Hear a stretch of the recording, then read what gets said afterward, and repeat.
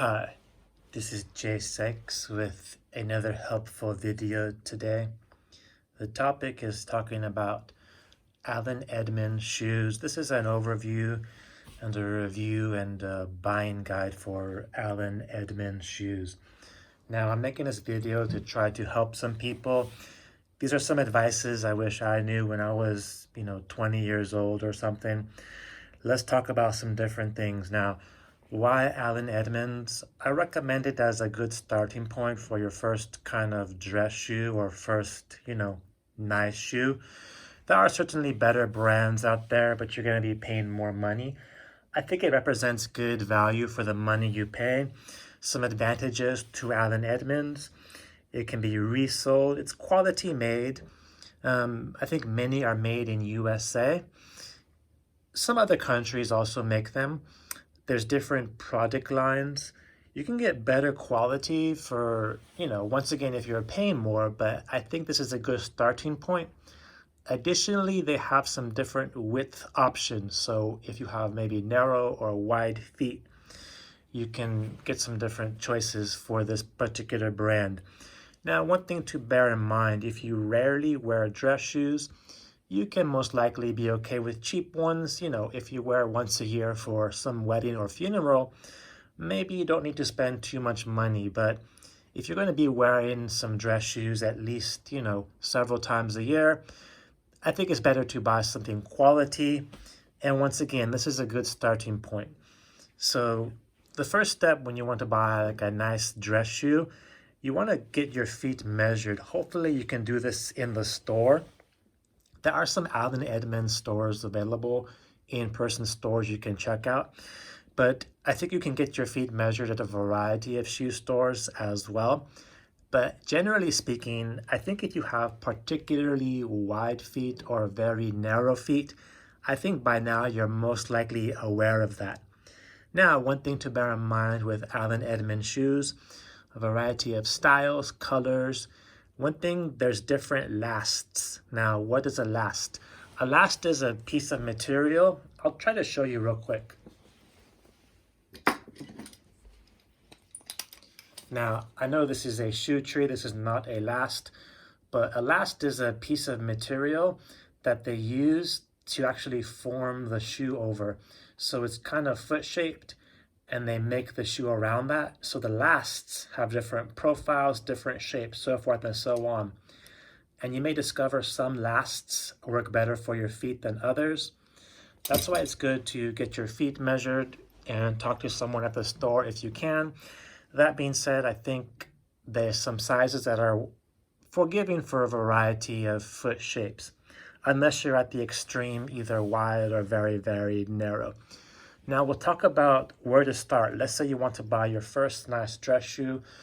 Allen Edmonds is a good, I think, starting point.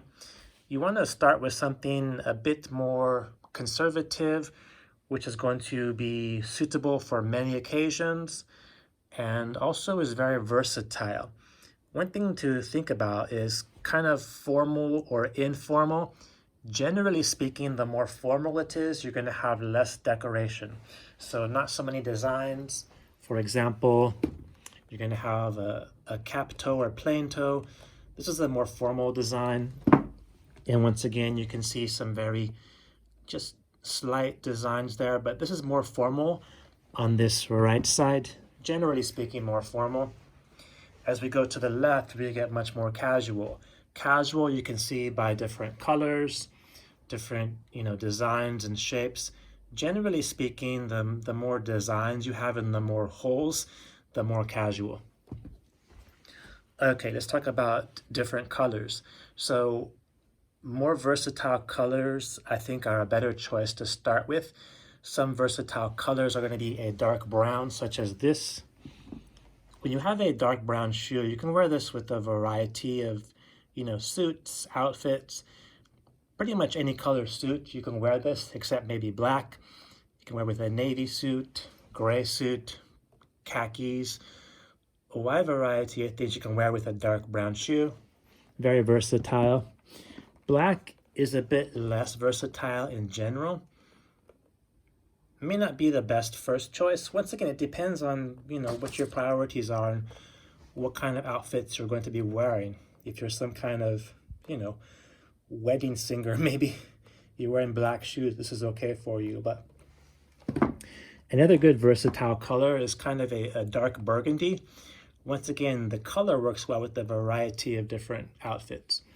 Your less versatile colors are going to be your lighter colors, as well as your, I'll say non-brown colors such as blue. Now, one thing to think about with colors, generally speaking, the lighter the color, the more difficult it is to, get rid of stains and take care of that. So for example, we have some lighter shoes here. They're going to show stains much more readily and may require some more care. So if you have some lighter color shoes, please remember to keep, a thin coat of wax on there for some protection against those spills and stains, because much harder to deal with stains on a lighter pair of shoe compared to some darker colors. Now, once again, we talked about going from more formal to informal, and the decoration is going to make a difference. The more decoration, the more casual. Additionally, let's talk about a boot. Now, a boot, can be casual. It can never be so dressy with a boot. Let's face it. Your traditional dress shoe is going to be your typical Oxford, which is a regular shoe. I think dress boots can be nice in some instances, but the same rules apply. The darker the color, the less decoration, the more formal it's going to be. The lighter color, more decoration, it's going to be much more casual. But I think a dress boot could be a good option, but not as your first shoe, certainly. Let's talk about Oxford versus Derby. So there's different definitions. I'll tell you the traditional definition with these two examples here. So an Oxford refers to eyelets that are stitched under the vamp. Now, what is the vamp? The vamp is this part here. This piece of leather is called your vamp. As you can see, this eyelet leather is below that. And so this is your Oxford. Hope this makes sense to you. This is your vamp. This material is stitched below that. Hence, it's going to be Oxford. Oxfords are more formal than a Derby. Now, a Derby shoe, as you can see, this is the vamp here. This eyelet portion is on top of that. It's sewn on top. This is going to be a Derby. So Derby shoe, Oxford shoe. Guys, what is this? If you're noticing the vamp, the eyelet material is below that, this is going to be Oxford. You got it. It's going to be Derby, as you can see there. So Oxford versus Derbies, but I think the main thing for a formal shoe was, once again, less decoration, and it's going to be Oxford, traditionally speaking.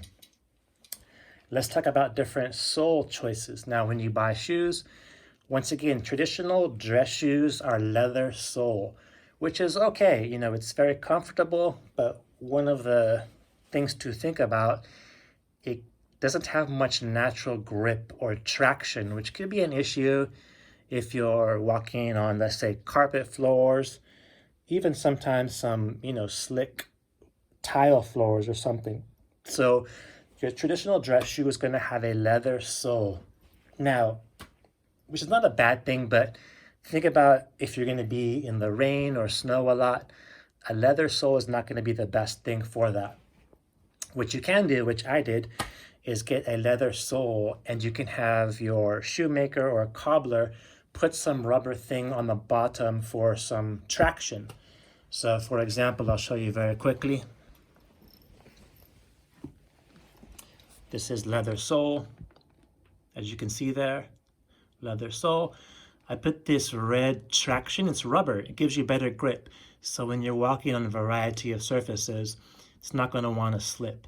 But if you're buying leather sole and you don't want to put anything on there, at the minimum, you have to maybe get some sandpaper and scuff this part to make it a little more traction. When you first buy shoes with leather sole, it can be very slippery, so be careful with that. This is one option.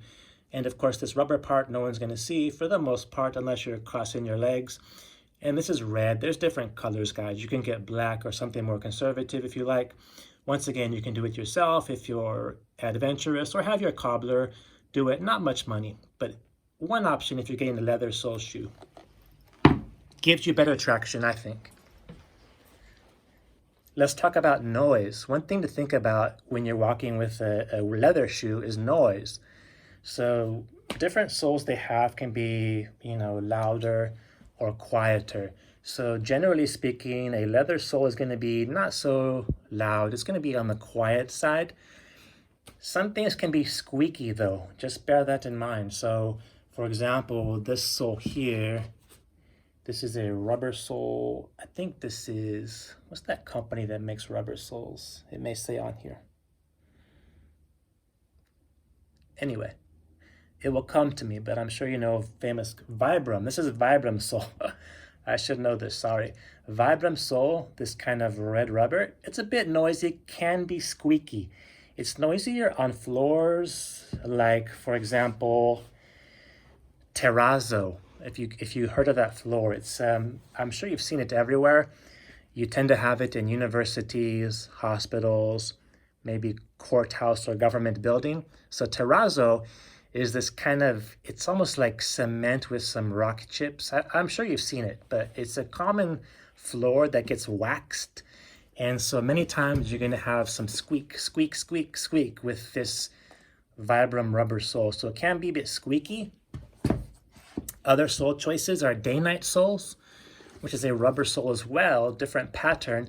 This can be a little squeaky, not too bad. It's squeakier, I think, on floors that are like terrazzo, that are freshly waxed. But for the most part, it's a good sole, not too loud. One thing also to think about, along with the squeaking, is think about the, I'll call this clunking noise. So, for example,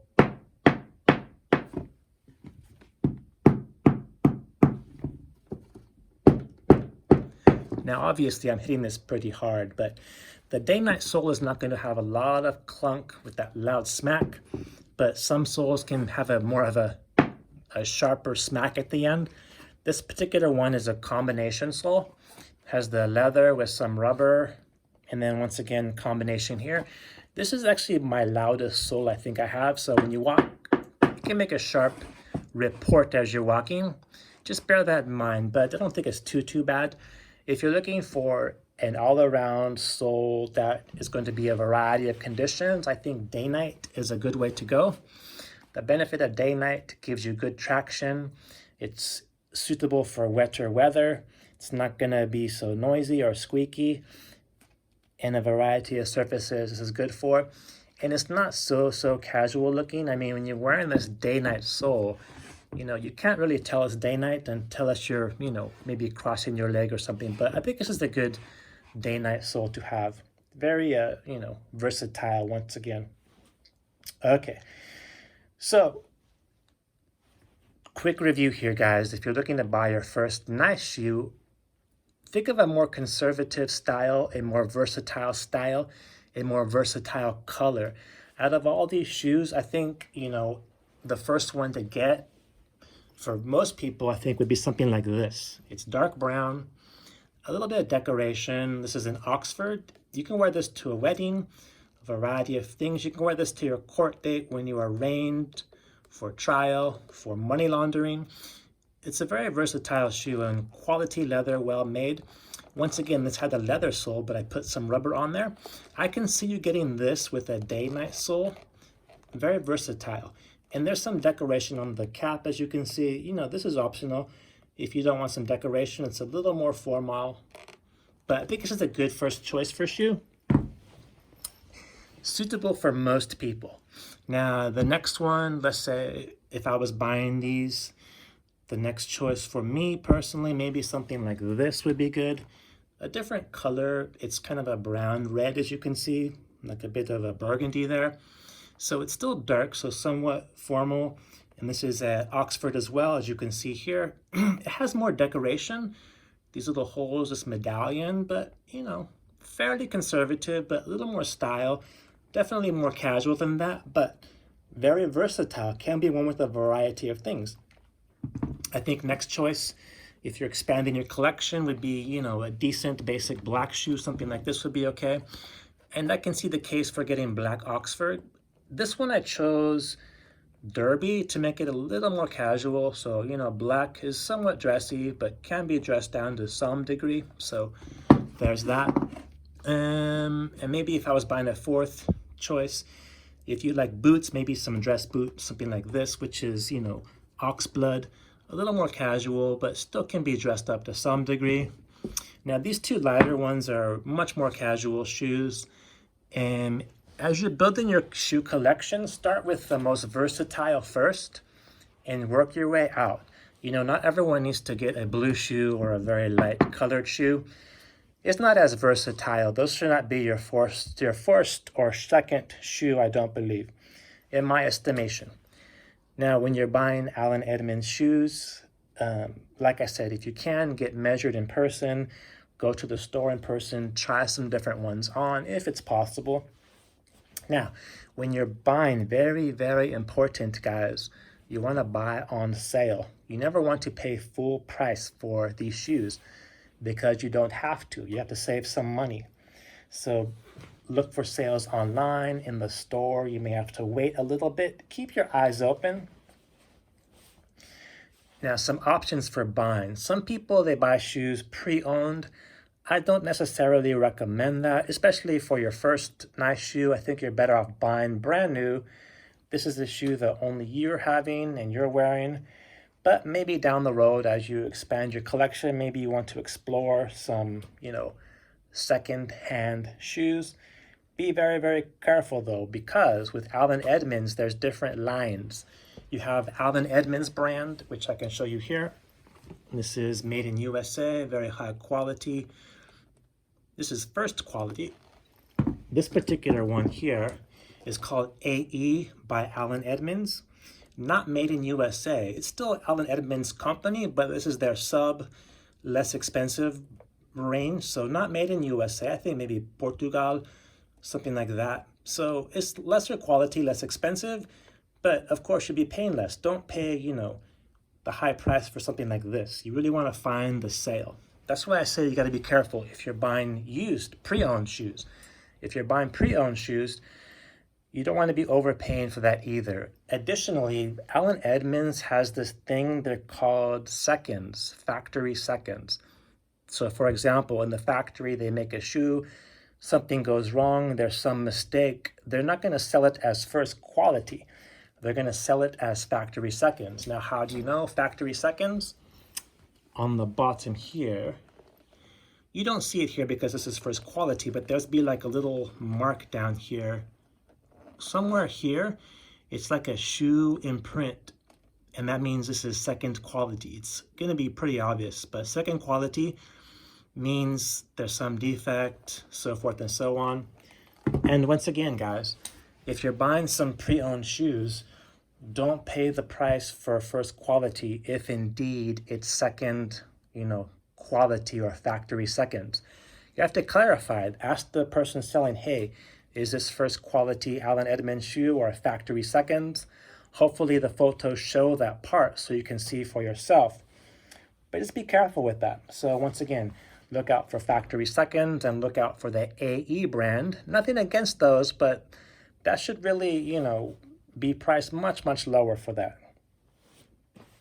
One thing to bear in mind also, if you're going to buy pre-owned shoes, you want to see the shoe without the shoe tree. So when you have shoe tree in your shoe, it makes this part very, very smooth because it creates tension.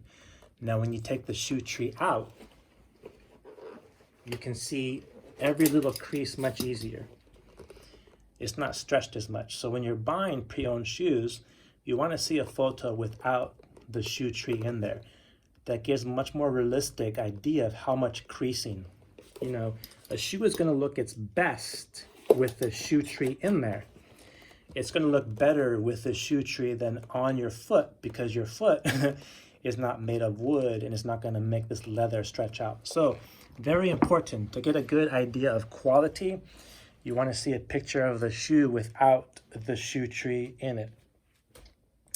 Now, if you buy pre-owned shoes, let's be safe, let's be smart, guys. When you first get it, I recommend taking some alcohol spray, at least 80%, and you gotta spray the inside of the shoe thoroughly. Make sure you kill any bacteria. Or you can put the shoe in the freezer for like, 1 day. That's gonna kill everything. So once again, I don't necessarily recommend buying a pre-owned shoe, but I know some people do. So I'm trying to give you some tips if you do happen to go down that route. Now, if you want to get factory seconds and save some money, you can go online from Alan Edmonds' website. You can see a link for factory seconds, or go to shoebank.com. And once again, these are brand new shoes, but they may have some defect or, factory second.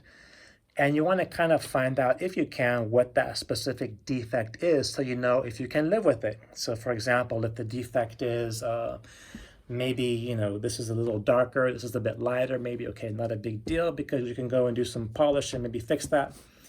Just bear that in mind. Maybe some stitching is a bit sloppy, for example, down here.